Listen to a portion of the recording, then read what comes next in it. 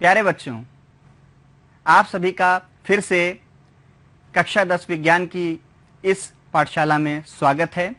और पिछले एपिसोड में हम लोगों ने जो चर्चा की थी उसी को हम आगे बढ़ाते हुए आज आपसे रासायनिक अभिक्रियाओं और समीकरण के विषय में कुछ और चर्चा करेंगे। तो प्यारे बच्चों, पिछली कक्षाओं में हमने ये जाना कि हम कैसे रासायनिक समीकरणों का संतुलन करते हैं, और आज के इस एपिसोड में हम आपसे चर्चा करेंगे कि आखिर रासायनिक अभिक्रियाएं कितने प्रकार की होती हैं। तो बच्चों, चलते हैं हम चर्चा के बिंदुओं पर और हम पूरा एक रूपरेखा आपके सामने रखेंगे कि आज हमें क्या क्या पढ़ना है। जैसा कि बच्चों आप लोग स्क्रीन पे देख पा रहे होंगे कि आज हमें कुछ चीजों के बारे में जानकारी हम लोग हासिल करेंगे, जैसे संयोजन अभिक्रियाएं क्या हैं और ऊष्माक्षेपीय अभिक्रियाएं क्या हैं, वियोजन अभिक्रियाएं क्या हैं और ऊष्मा शोषी अभिक्रियाएं क्या हैं, विस्थापन अभिक्रियाएं, द्विविस्थापन, उपचयन एवं अपचयन। और इसके बाद हम आपसे चर्चा करेंगे कि आपने क्या सीखा, और साथ ही साथ हम आपको कुछ गृह कार्य भी देंगे। तो बच्चों, आप सभी लोग तैयार होंगे और हम लोग स्टार्ट करने जा रहे हैं आज का टॉपिक, जो है रासायनिक अभिक्रियाओं के प्रकारों के बारे में। और ये हमारा टॉपिक रसायन विज्ञान अर्थात जो विज्ञान के अंतर्गत एक विषय है, पाठ 1 से संबंधित है। और पाठ 1 आपका है रासायनिक अभिक्रियाएं को समीकरण और उनके प्रयोग। तो रासायनिक अभिक्रियाओं के बारे में हम जो चर्चा कर रहे हैं और उनके समीकरणों के बारे में जो चर्चा कर रहे हैं उनको हम लोग देखते हैं। तो सबसे पहले हम लोग बात करेंगे संयोजन अभिक्रियाओं की। बच्चों, जैसा कि इसके नाम में छुपा हुआ है संयोजन, अब यहां संयोजन का अर्थ भी हमको जानना जरूरी है। जैसा कि आप देख पा रहे हैं स्क्रीन पे कि अगर हम जल का निर्माण करते हैं तो हमको किन किन तत्वों की आवश्यकता होती है।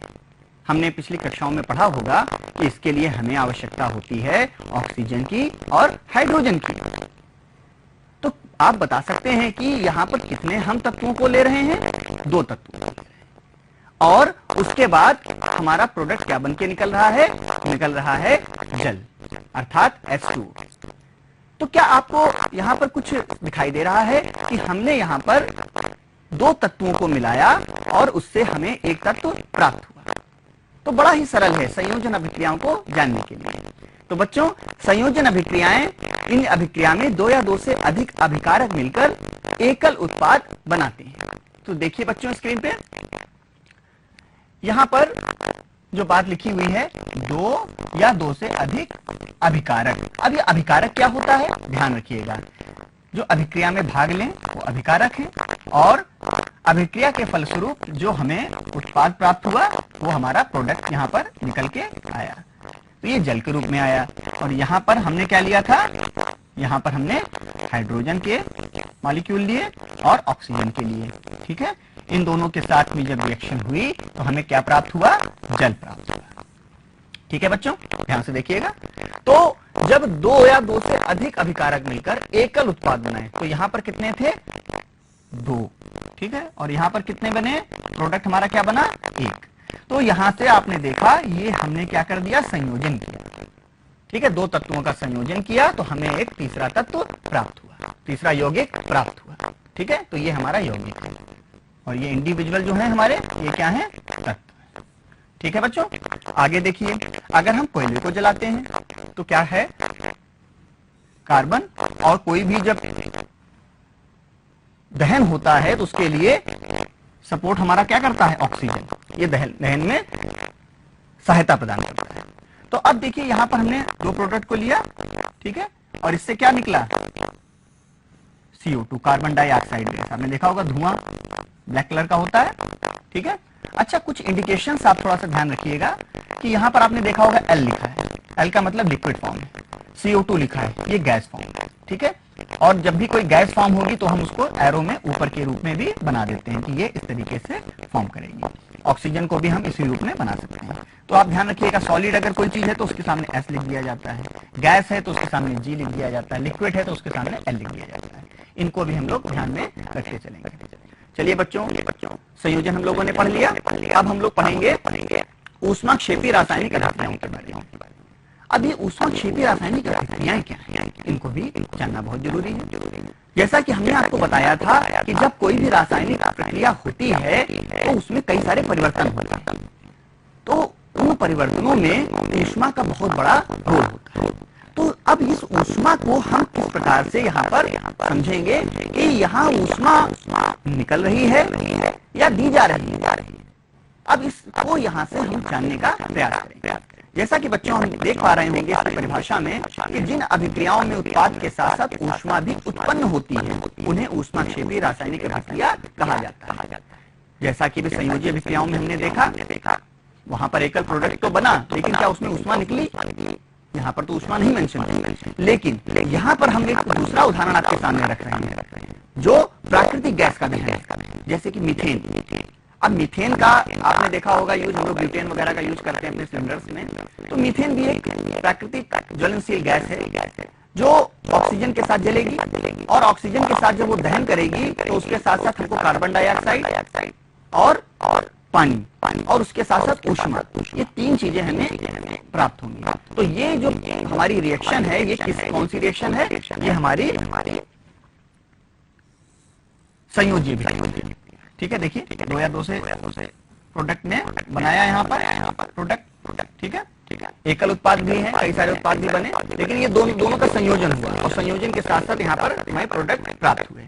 अब इन प्रोडक्ट में आपने देखा होगा ये तो प्रोडक्ट्स हमें मिले, इनके साथ साथ ये हमें CO2 मिला और ये हमें क्या मिला? केमिकल मिला, और साथ में ऊष्मा हमारी रिलीज। अब ऊष्मा जो यहाँ पे निकली, तो ऐसी अभिक्रियाएं जिनके फलस्वरूप ठीक है ऊष्मा प्राप्त होती है। ऊष्मा क्या होती है?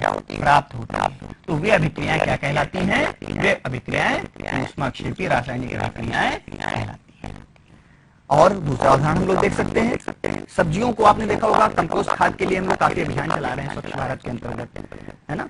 तो हम लोग क्या करते हैं कि जो साग सब्जियां होती हैं, घर का जो कूड़ा होता है, तो उसको उसके हिसाब से हम लोग आपस में मिलाकर कहीं पर एक जगह गड्ढा खोद के या कहीं पर उसको रखते हैं। तो आपने देखा होगा कुछ दिनों के बाद किण्वन के फलस्वरूप, किण्वन भी प्राकृतिक अवस्था में होता है, ताप है और बैक्टीरियल फंक्शंस हैं, तो कई सारी चीजों से क्या होता है? किण्वन होता है, और उससे क्या बनती है? हमारी खाद बनती है। क्या बनती है? खाद। और खाद या उर्वरक इसको हम बोल सकते हैं, है ना, इसका हम लोग प्रयोग करते हैं। और उससे भी क्या निकलती है? ऊष्मा। आपने कभी ध्यान दिया होगा कि जहाँ पर खाद वगैरह होती है, पास वगैरह होती है, वहां पर देखा होगा हल्का सा आपको गर्मी महसूस। तो क्या है वो गर्मी? क्या है वो? ऊष्मा वहां पे रिलीज हो रही है। तो ये भी अभिक्रिया जो हो रही है वो कैसे अभिक्रिया हो रही है? ऊष्मा क्षेपण। ठीक है, तो वहां पे ऊष्मा का क्षेपण हो रहा है, अर्थात ऊष्मा निकल रही है। अब हम लोग बात करेंगे वियोजन। जैसा कि इसके शब्द में छिपा हुआ है, वियोजन का मतलब है टूटना। अब टूटना के रूप में अगर हम उदाहरण दें कि अगर हमने कोई एक पदार्थ लिया और उस पे हमने ताप दाब अन्य अवस्थाओं के द्वारा उसको जब हमने रिएक्शन उस पर हमने अपना प्रयास किया रिएक्शन का, तो उससे क्या हुआ? हमें 2 प्रोडक्ट निकलकर मिले, 2 या 2 से अधिक भी मिल सकते हैं। तो उसका क्या हुआ? विखंडन हो गया, टूटाव हो गया। अब वो टूट जो गए वो किस प्रकार से टूटे, उसके रूप में हम 3 उदाहरण आपको दिखा रहे हैं। या तो हम ऊष्मा के द्वारा उसको तोड़ेंगे, या हम विद्युत वियोजन के द्वारा तोड़ सकते हैं, या हम प्रकाशीय वियोजन के द्वारा तोड़ सकते हैं। तो एकल अभिकर्मक टूटकर जब छोटे छोटे उत्पाद प्रदान करता है, एकल अभिकर्मक जब टूटकर छोटे छोटे उत्पाद प्रदान करता है, तो यह अभिक्रिया कहलाती है वियोजन। जैसा कि आप लोग स्क्रीन पे देख पा रहे हैं, तो हमने क्या किया? वियोजन यहाँ पर 3 माध्यम में, 3 स्वरूप में हमें दिखाई दे रहा है। पहला हम अगर देखें ऊष्मीय वियोजन, जैसा कि हम जानते हैं चूना पत्थर है और बुझा चूना। ठीक है, यहाँ पे इसको चूना कर ले। तो चूना पत्थर से बुझा चूना, आपने देखा होगा घरों में जब हम लोग चूने की पुताई वगैरह करते हैं तो पानी डालते हैं, पानी डालने से एकदम से ज्वलन हमको दिखाई देता है। तो यहाँ पर क्या है? देखिए ऊष्मा, ठीक है, और उसमें से हमको क्या मिला? कैल्शियम ऑक्साइड और कार्बन डाइऑक्साइड गैस निकल गई। ठीक है, तो ये चीज आपको समझनी है। दूसरा हम लोग क्या करते हैं? विद्युत प्रवाह कर दिया, जैसा कि एनोड और कैथोड का आपने पढ़ा होगा कि विद्युत वियोजन हम लोग करेंगे तो क्या होगा? देखिए यहाँ पर पानी लिया और पानी को हमने क्या किया, इस प्रकार से प्लस और माइनस में अगर हम देखें, ठीक है, H प्लस OH माइनस इसके, अब ये वाला जो है ये इधर की तरफ और ये वाला इधर की तरफ, मतलब ये कैथोड और एनोड, ऋणात्मक धनात्मक की ओर जाएगा और धनात्मक वाला ऋणात्मक की ओर, ये टूट जाएगा, अलगाव हो जाएगा। तो यहाँ पर देखिए 2H2 अलग हो गया और O2 अलग हो गया। अगर हम इसको इस फॉर्म में देखें तो 2H प्लस और O2 माइनस, ठीक है, तो ये आपको दिखाई दे रहा होगा। तो यहाँ पर विद्युत प्रवाह के द्वारा हमने कर दिया वियोजन। अब प्रकाशीय वियोजन भी आपने देखा होगा, जो फोटोग्राफी में यूज होता है, ब्लैक एंड व्हाइट फोटोग्राफी पहले जो होती थी, तो वो कैसे किस प्रकार से संभव हो पाई, AgCl सिल्वर क्लोराइड के मृदु अणु लिए, ये सॉलिड है, और उसको सूर्य के प्रकाश में, सूर्य का प्रकाश जब दिया तो सिल्वर अलग हो गया और क्लोराइड, ठीक है, क्लोरीन गैस यहाँ पर निकल गई। तो ये क्लोरीन गैस अलग हो गई और सिल्वर अलग हमें प्राप्त हुआ। तो यहाँ पर देखिए वियोजन हो रहा है, दो यहाँ पे पदार्थ आपको दिखाई दे रहे हैं। इसके बाद अगर हम बात करें उक्त अभिक्रियाएं, अब इन अभिक्रियाओं के फलस्वरूप हमको कहीं ना कहीं ऊष्मा दिखाई दे रही है। देखिए यहाँ भी ऊष्मा है, यहाँ भी ऊष्मा है और यहाँ भी ऊष्मा है, ठीक है। तो उक्त अभिक्रियाओं में अगर हम बात करें तो ये सभी कैसी अभिक्रियाएं हैं, ये सभी ऊष्मा शोषी अभिक्रियाएं हैं, क्योंकि पदार्थों के वियोजन में ऊष्मा, विद्युत या प्रकाश की आवश्यकता होती है। ऊष्मा की आवश्यकता होगी, विद्युत की आवश्यकता होगी या प्रकाश की आवश्यकता होगी। तो यहाँ हमने जाना कि वियोजन अभिक्रियाओं के लिए जब किसी एक अभिकर्मक को ऊष्मा देकर तोड़ते हैं, छोटे छोटे उत्पाद में वो टूटता है, अर्थात हमको उसमें ऊष्मा क्या करनी होती है, ऊष्मा हमें देनी होती है। और जबकि हमने इससे पहले कौन सी अभिक्रिया पढ़ी थी, ऊष्मा क्षेपी अभिक्रिया है, उसमें हमें क्या हो रहा था, ऊष्मा हमारी निकल रही थी। तो इस चीज का हम ध्यान रखेंगे। अब हम बात करते हैं विस्थापन अभिक्रियाओं की। अभी सारे प्रकारों को एक बार हम फिर से रिवाइज कर देंगे, जिससे आपको कोई भी किसी प्रकार की दिक्कत ना हो। अब विस्थापन अभिक्रियाएं क्या हैं? इन अभिक्रियाओं में अधिक क्रियाशील तत्व कम क्रियाशील तत्व को उसके यौगिक से विस्थापित कर देता है। अर्थात जो ज्यादा रिएक्टिव होता है एलिमेंट, तो वो क्या करता है, वो दूसरे तत्व को रिप्लेस कर देता है। जैसा कि हम देख पा रहे हैं स्क्रीन पे, ध्यान से देखिएगा, ये जिंक है और कॉपर सल्फेट के साथ जब हमने इसकी रिएक्शन कराई तो इसने क्या किया, जिंक ने कॉपर के को क्या कर दिया, विस्थापित कर दिया, और इसने आबंध बना लिया किसके साथ, सल्फेट के साथ। तो देखिए ZnSO4 बन गया और कॉपर को इसने क्या कर दिया, रिप्लेस कर दिया, ठीक है ना। तो इन अभिक्रियाओं में अधिक क्रियाशील तत्व, तो इसका मतलब Zn जो है वो Cu से अधिक क्रियाशील तत्व है, ठीक है बच्चों, बात एकदम क्लियर हो गई आपको। अब देखिए द्विविस्थापन अभिक्रियाएं, ये अभिक्रियाएं क्या हैं? द्विविस्थापन अभिक्रियाओं में क्या होता है, इन अभिक्रियाओं में उत्पादों का निर्माण दो यौगिकों के बीच आयनों के आदान प्रदान से होता है। अभी तक यहां पर एकल विस्थापन हो रहा था, अब यहां पर क्या होंगे, दो विस्थापन होंगे। यहां Cu अकेला छोड़ दिया गया, इसको दूसरा कोई भी नहीं मिला जिसके साथ ये अपने संबंध बना पाए। लेकिन जो द्विविस्थापन अभिक्रिया हैं, यहां पर हम लोग देखते हैं कि क्या होने जा रहा है। ध्यान से देखिएगा, Na2SO4, ठीक है, और BaCl2, ये दो हमने प्रोडक्ट लिए और इन दोनों को हमने क्या किया, इनका संयोजन किया। अब संयोजन के फलस्वरूप देखिए हो क्या रहा है, यहां पर जो यौगिक के बीच आयनों का आदान प्रदान हो रहा है, मतलब Na2 जो है ये Cl2 के साथ में मिलेगा, ठीक है, और Ba जो है वो SO4 के साथ में रिएक्शन करेगा, ठीक है। अब इनको अगर हम इलेक्ट्रिक फॉर्म में अगर तोड़ के देखें तो 2Na+, ठीक, और यहां पर क्या है, Cl-। अब यहां Cl2 है तो दो अणु यहां पर हैं, ठीक है, तो क्लोरीन का माइनस हो गया, यहां Na+। अब ये देखिए यहां पर 2NaCl बनाएंगे, ठीक, अगर इनको हम तोड़ दें तो 2Na+ और क्लोरीन है 2Cl-, यहां पर बनेगा, ठीक है।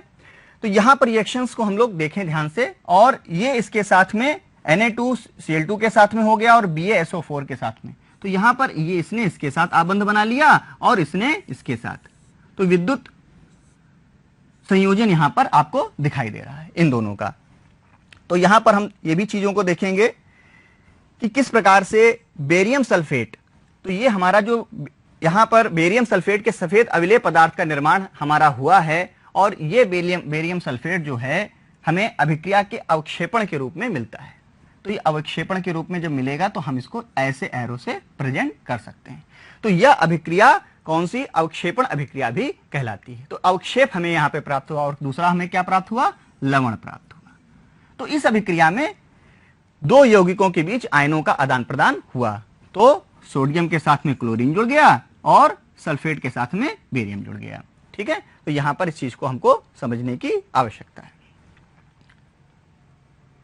अब हम लोग बात करेंगे उपचयन की। ये कैसी अभिक्रियाएं हैं और इसमें क्या होता है। उपचयन, जब किसी पदार्थ में ऑक्सीजन की वृद्धि हो जाती है, अर्थात ऑक्सीजन उसमें क्या हो जाए, इंक्लूड हो जाए, बढ़ जाए। और दूसरा, जब किसी पदार्थ में हाइड्रोजन का ह्रास हो जाए, अर्थात हाइड्रोजन निकल जाए। ऑक्सीजन बढ़े और हाइड्रोजन निकल जाए। देखिए आपके सामने हमने एक ये रिएक्शन ली हुई है, कार्बन के साथ में ऑक्सीजन की रिएक्शन हमने कराई। तो यहां पर क्या हो रहा है, ऑक्सीजन क्या हो रहा है, ऐड हो रहा है, ऐड हो रहा है ना, जैसा कि इसमें लिखा हुआ है, ऑक्सीजन की वृद्धि हो जाती है। ठीक है, दूसरे वाले में भी देखिए कॉपर के साथ ऑक्सीजन का कराए तो यहां पर भी क्या हो रहा है, ऐड हो रहा है। यहां पर देखिए ये दोनों ऐड थे। ठीक है, अब ध्यान से देखिएगा, सी कॉपर ऑक्साइड के साथ में हाइड्रोजन की जब हमने रिएक्शन कराई और जब इसको हीट किया तो कॉपर के साथ में जल मिल रहा है, लेकिन ये हाइड्रोजन यहां पर रिलीज हो रहा है। हाइड्रोजन जो है इससे विलग हो रहा है, हाइड्रोजन का क्या हो रहा है, ह्रास हो रहा है। ठीक है, तो ये वाली अभिक्रिया उपचयन कहलाई। तो एक बार फिर से समझें, यहां पर क्या होना चाहिए, ऑक्सीजन ऐड होना चाहिए जबकि हाइड्रोजन जाना चाहिए। ठीक है, ये जुड़ेगा और हाइड्रोजन निकल जाएगा या उसका ह्रास हो जाएगा। तो ये प्रकार की जो अभिक्रियाएं होती हैं ये हमारी हैं उपचयन। ठीक है, अब हम लोग आगे चर्चा करेंगे अगली स्लाइड में। अपचयन, अब देखिए उपचयन पढ़ा और इसमें क्या है, अपचयन। अब इसमें जस्ट उसके अपोजिट है। इसमें क्या होगा, इसमें किसी पदार्थ में ऑक्सीजन का ह्रास हो जाता है, और जबकि उपचयन में क्या हो रहा था, ऑक्सीजन की वृद्धि हो रही थी। जब किसी पदार्थ में हाइड्रोजन की वृद्धि हो जाए, अब आपके सामने एक रिएक्शन जो दिखाई दे रही है, अब इसमें जरा ध्यान से देखिए। यहां पर क्या है, ऑक्सीजन जुड़ा हुआ है और ऑक्सीजन यहां पर क्या हो रहा है, जा रहा है। ऑक्सीजन क्या हो रहा है, ह्रास हो रहा है। लेकिन दूसरा क्या है, जब किसी पदार्थ में हाइड्रोजन की वृद्धि हो जाती है, अब यहां पर क्या है, हाइड्रोजन की वृद्धि भी तो हो रही है, इसमें जुड़ा हुआ है, और जब हम रिएक्शन को देखते हैं तो यहां पर हाइड्रोजन निकल भी रहा है। अब इससे पहले वाली रिएक्शन में हमने देखा था। तो यहां पर आप अगर ध्यान से देखें तो उपचयन भी हो रहा है और अपचयन भी हो रहा है। तो ऐसी रिएक्शंस को हम लोग रेडॉक्स रिएक्शन बोलते हैं। इस चीज का ध्यान रखिएगा। तो उपचयन, इसके पहले वाली अगर हम ध्यान से देखें, ये देखिए यही वाला है ना, CuO plus H2 Cu plus H2O। तो अभी हम लोगों ने किसमें पढ़ा था, उपचयन में, और यही चीज यहां पर आपको दिखाई दे रही है अपचयन में। तो जिनमें अपचयन और उपचयन दोनों होते हैं, दोनों अभिक्रियाएं हो रही हैं, तो वहां पर उन रासायनिक अभिक्रियाओं को हम लोग बोलते हैं रेडॉक्स रिएक्शंस। ठीक है, तो यहां पर आगे बढ़ते हैं और हम ये देखेंगे कि हमने ओवरऑल आज क्या सीखा और क्या जाना। आपको स्क्रीन पे दिखाई दे रहा होगा, और इससे पहले शुरुआत से हम एक बार फिर से आपको पूरा जोड़ देते हैं। चर्चा के बिंदुओं में हमने क्या क्या पढ़ा, संयोजन अभिक्रियाएं एवं ऊष्माक्षेपी अभिक्रियाएं, वियोजन अभिक्रियाएं एवं ऊष्माशोषी अभिक्रियाएं, विस्थापन अभिक्रियाएं, द्विविस्थापन अभिक्रियाएं, उपचयन एवं अपचयन। संयोजन अभिक्रियाओं में हमने सीखा कि इस अभिक्रिया में दो या दो से अधिक अभिकारक मिलकर एकल उत्पाद बनाते हैं। जैसा कि हमने जाना कि हमने दो पदार्थों को लिया और उनका संयोजन किया तो हमें कोई एक पदार्थ प्राप्त हुआ। ठीक है, कोयले का दहन हमने किया तो हमें कार्बन डाइऑक्साइड गैस मिली। तो यहां पर हमें किस प्रकार की रिएक्शंस दिखाई दी, अभिक्रिया दिखाई दी, संयोजन अभिक्रिया दिखाई दी। दूसरा ऊष्माक्षेपी रासायनिक अभिक्रिया। जिन अभिक्रियाओं में उत्पाद के साथ साथ ऊष्मा भी उत्पन्न होती है उन्हें ऊष्माक्षेपी रासायनिक अभिक्रियाएं कहा जाता है। और ये अभिक्रियाएं संयोजन में भी हो सकती हैं और अन्य रिएक्शंस में भी हो सकती हैं। ठीक है, तो इस चीज का थोड़ा सा यहां पर ध्यान रखिएगा। जैसे कि प्राकृतिक गैस का हम दहन करेंगे तो यहां पर कई सारे उत्पाद बन रहे हैं, एकल उत्पाद के यहां पर ये नहीं है कि मैंडेटरी के एकल उत्पाद ही बने, लेकिन यहां पर जो सबसे महत्वपूर्ण है इसमें क्या निकल रहा है, ऊष्मा निकल रही है। तो जहां पर ऊष्मा रिलीज हो वो है हमारी ऊष्माक्षेपी रासायनिक अभिक्रियाएं। और जहां पर ऊष्मा को हमको देना पड़े, किस लिए देना पड़े, किसी पदार्थ को, किसी अभिकारक को छोटे छोटे उत्पाद प्रदान करने के लिए हमें ऊष्मा उस पर खर्च करनी पड़े, तो वैसी अभिक्रियाएं हमारी कहलाती हैं ऊष्मा शोषी। ठीक है, क्योंकि उसमें हमें ऊष्मा का शोषण होता है। ठीक है, तो यहां पर आप देखिए उस वियोजन अभिक्रियाओं में हमने बताया था कि कोई एकल अभिकर्मक जो है टूटकर छोटे छोटे उत्पाद बनाता है। जैसे ऊष्मीय वियोजन के द्वारा हम कर सकते हैं इसको, विद्युत वियोजन के द्वारा कर सकते हैं, प्रकाशीय वियोजन। ऊष्मीय वियोजन का मतलब है कि किसी चीज को हीट कर दें, विद्युत का मतलब है करंट हम फ्लो कर दें, प्रकाशीय वियोजन जैसे प्रकाश की किरणों के द्वारा हम कई सारी थेरेपी वगैरह भी करते हैं। तो इन सब चीजों को हमको ध्यान रखना है, उनके हमने आपको उदाहरण दिए। तो ऊष्मा क्षेपीय अभिक्रियाएं और ऊष्मा शोषी अभिक्रियाएं दोनों आपके समझ में आ गई होंगी। विस्थापन अभिक्रियाओं के बारे में हमने बताया था कि ज्यादा जो रिएक्टिव क्रियाशील तत्व होगा वो क्या करेगा, कम क्रियाशील तत्व को क्या करेगा, आइसोलेट कर देगा। जैसे कि यहां पर Zn ने Cu के साथ किया और खुद उसने सल्फेट के साथ में रिएक्शन कंप्लीट की। तो यहां पर ध्यान रखिएगा। अब द्विविस्थापन अभिक्रियाएं, जहां पर क्या होता है कि इस अभिक्रिया में उत्पादों का निर्माण दो यौगिकों के बीच आयनों के आदान प्रदान से हो।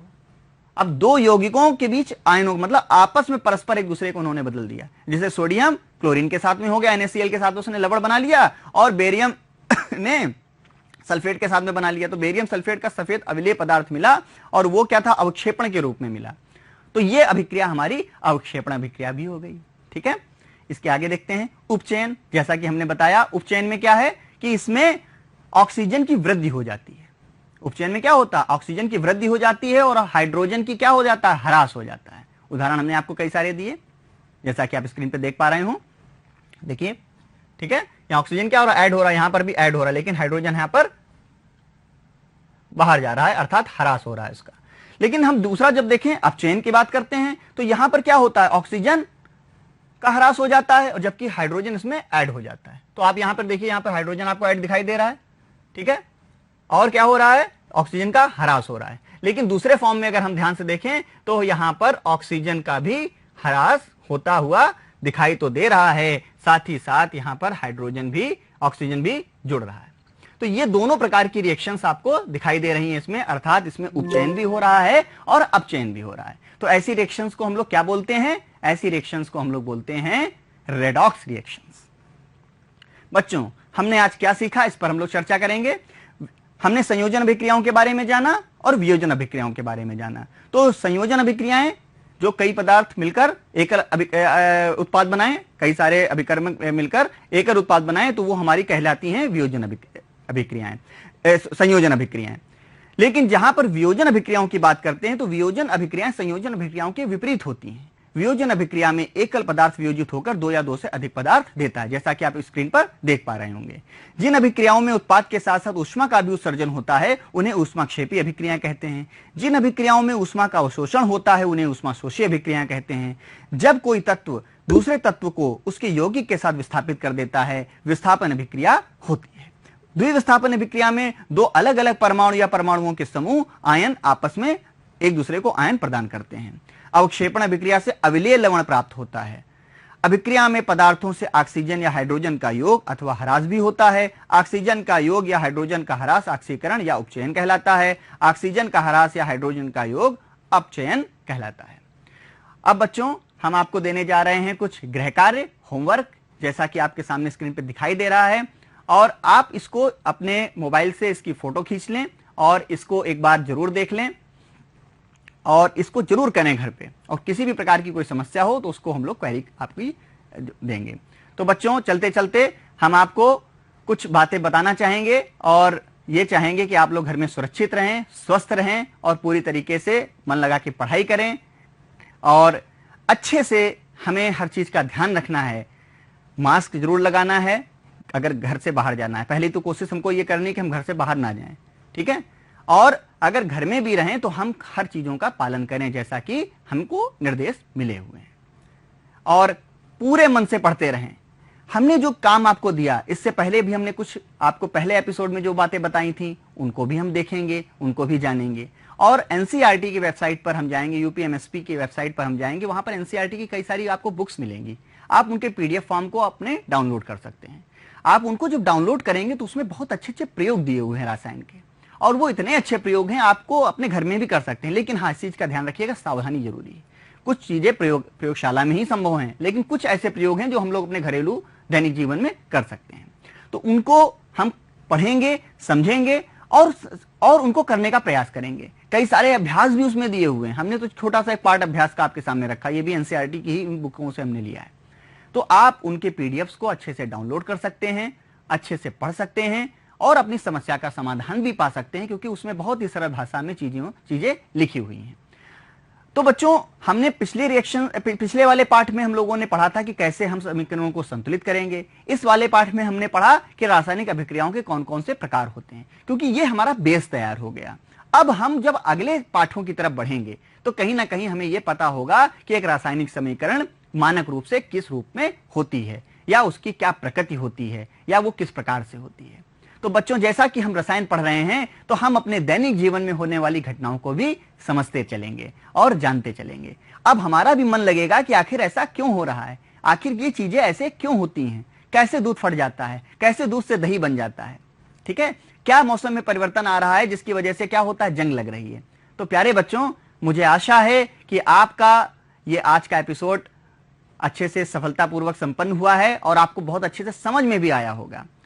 और इसी तरीके से हम आपको हर प्रकार कुछ नई बातें, कुछ नई जानकारियां भी लेकर आएंगे, और अगले अंक में फिर हम लोग मिलेंगे आपसे। और ये जो दोनों टॉपिक हमने, एक ही टॉपिक के दो भाग थे, इन दोनों भागों पर हमने आपसे जो चर्चा की है उस चर्चा को अच्छे से समझिएगा, जानिएगा, क्योंकि जानकारी जितनी हम रखेंगे, जिज्ञासा जितनी रखेंगे, अपने मन में जितना विषय के प्रति गंभीरता और प्रेम और समर्पण रखेंगे, वो विषय हमें बहुत अच्छे से समझ में आएगा। तो मैं आशा करता हूं कि आप लोगों को ये पाठ बहुत अच्छे से समझ में आया होगा, आपकी शंकाओं का समाधान भी हुआ होगा। तो प्यारे बच्चों, इसी के साथ मैं अपनी बात को यहीं पे विराम दूंगा, और मैं चाहूंगा कि आप लोग खूब पढ़ें, आगे बढ़ें। जय हिंद, जय भारत।